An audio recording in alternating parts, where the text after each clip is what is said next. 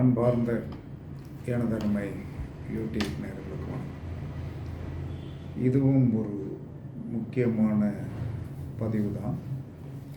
முக்கியமான பதிவு என்பது என்ன சொல்லலாம்னா, மனித வாழ்க்கையில் எந்த ஒரு ஜாதகத்தில் சூரியன் செவ்வாய் சேர்க்கை இருக்கிறது. இந்த சூரியன் செவ்வாய் சேர்க்கை என்பது சூரியனுக்கு 1, 5, 9 செவ்வாய் அல்லது சூரியனுக்கு 7 செவ்வாய் இந்த அமைப்பு என்ன சொல்லலாம், சொத்து பிரச்சனை சொத்து பிரச்சனை ஒரு நபர் என்ன சொல்லலாம்னா ஒரு ஜாதகத்தில் என்ன சொல்லலாம்னா சூரியன் செவ்வாய் சேர்க்கை இருக்கிறது. அப்போ அந்த நபர்கிட்ட கேட்கும்போது சொத்து பிரச்சனை ஏதாவது பிரச்சனை வந்துருச்சா அப்படின்னு. ஆமாம் சார், ஒரு 20 லட்ச ரூபா பெருமான உள்ள சொத்தை ஒரு வேலை பார்த்த இடத்துல என்ன சொல்லலாம்னா ஒரு சின்ன கணக்கு பிழையில் ஒரு 10 லட்சம் விடுபட்டு போச்சு. அப்போ அந்த நபர்கள் என்ன சொன்னாங்கன்னா எங்கள் வீட்டு பத்திரத்தை அந்த சொத்து அந்த நிலத்து பத்திரத்தை வாங்கி வச்சுக்கிட்டாங்க. சரி, நாங்கள் கடன் வாங்கி அந்த 10 லட்ச ரூபாய் கொடுத்துட்டோம். ஆனால் இன்னும் 5 லட்சம் கேட்டு அந்த பத்திரத்தை கொடுக்க மாட்டேங்கிறோம் அப்படிங்கிற ஒரு நிலை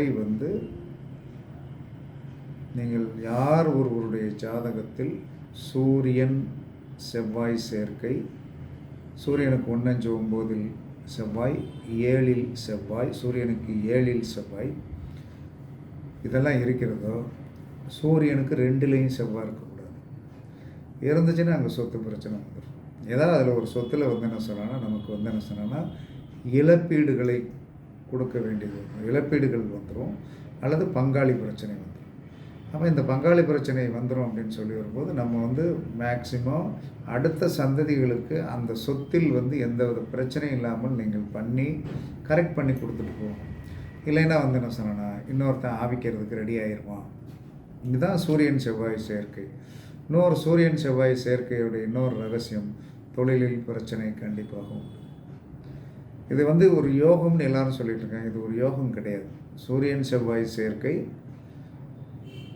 அது என்ன சொன்னாலும் சொத்து பிரச்சனை, தொழில் பிரச்சனை. பெண்ணுக்கு சூரியன் செவ்வாய் சேர்க்கை மாங்கல்ய பிரச்சனை. அப்போ இதற்கு எந்த கோவிலுக்கு போனால் நீங்கள் இந்த பிரச்சனையை சால்வ் பண்ணலாம். நீங்கள் இந்த மாதிரி சூரியன் செவ்வாய் சேர்க்கை இருப்பவர்கள் இந்த ஆணாக இருந்தாலும் பெண்ணாக இருந்தாலும் நீங்கள் செய்து கொள்ள வேண்டிய ஒரு விஷயம் என்ன அப்படின்னா, 6 மாதத்துக்கு ஒருக்க, ஏன்னா தொழிலில் பிரச்சனை வந்துடும். சொத்து பிரச்சனை என்பது ஏதாவது ஒரு விதத்தில் முடிச்சிருக்கலாம், அல்லது சொத்தே இல்லாமல் போயிடும், பூர்வீக சொத்து இல்லாமல் போயிடும். அப்போ நம்ம என்ன செய்யணும்னா சுவாமிமலை இருக்கு இல்லையா, அந்த சுவாமிமலை முருகனை யாரோருடைய ஜாதகத்தில் சூரியன் செவ்வாய் சேர்க்கிறது. நீங்கள் சேர்ந்திருந்தால் மட்டும் பத்தாது. சூரியனுக்கு 5 செவ்வாய், 7 செவ்வாய், 9 செவ்வாய், சூரியனுக்கு 2 செவ்வாய் இருந்தால் நீங்கள் கண்டிப்பாக என்ன சொன்னா சுவாமிமலை போய் வர வர வர வர வர வர சொத்து பிரச்சனைகள் பழைய சொத்தில் இருந்தாலும் தீர்ந்துடும். புதுசாக வாங்குறதுலேயும் என்ன சொன்ன பிரச்சனை வந்துடக்கூடாது. அப்போ அங்கே சொத்துங்கிற பங்காளி பிரச்சனை கண்டிப்பாக வரும். பங்காளினா பக்கத்து தோட்டத்துக்காரன் நம்ம தோட்டம் பிரச்சனை வந்துடும். அப்போ என்ன சொன்னாங்க, நமக்கு இதில் கவனமாக இருக்கணும். அப்போ நீங்கள் சுவாமிமலை கண்டிப்பாக போய் வரும். சுவாமிமலை முருகனை நீங்கள் வழிபாடு பண்ண கண்டிப்பாக உங்களுடைய சொத்து பிரச்சனை தீர்ந்துடும், கண்டிப்பாக தீர்ந்துடும். இது நல்லா ஞாபகம் வச்சு அடிக்கோடிட்டு ஞாபகம் வச்சுக்கிடும். என்ன காரணம்னா அந்த அடிக்கோடிட்டு ஞாபகம் வச்சுக்கிறதுக்கு சொல்லி, ஏன்னா இது ஜாதகத்தில் சேர்ந்தது காலம் பூராவும் நம்மளை என்ன சொன்ன இம்சைப்படுத்தும். அப்போ அதற்கு தீர்வு என்று சொல்லக்கூடியது முருகப்பெருமானிடம் தான் இருக்கிறது.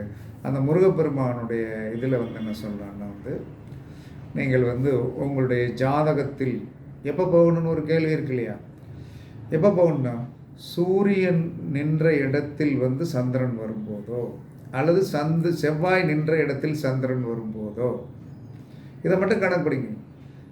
எல்லாமே சேர்ந்திருந்தது. சூரியனும் செவ்வாயும் சேர்ந்திருக்கு. அந்த சூரியன் நின்ற இடத்திற்கு சந்திரன் வரும்போது, செவ்வாய் நின்ற இடத்துக்கு சந்திரன் வரும்போது, அல்லது சூரியன் நின்ற இடத்திற்கு 2ல் சந்திரன் வரும்போது, சூரியன் நின்ற இடத்துக்கு 2ல் செவ்வாய் இருக்கும்போது, அந்த இடத்துல சந்திரன் வரும்போது, நீங்கள் என்ன சொல்லணும்னா, அங்கே போய் எங்கே போய் சுவாமி மலையில் போய் என்ன சொன்னோன்னா தரிசனம் பண்ணணும். அப்போ தான் அந்த நம்ம என்ன கோரிக்கைக்கு போகிறோமோ அந்த கோரிக்கை விளைகிறது.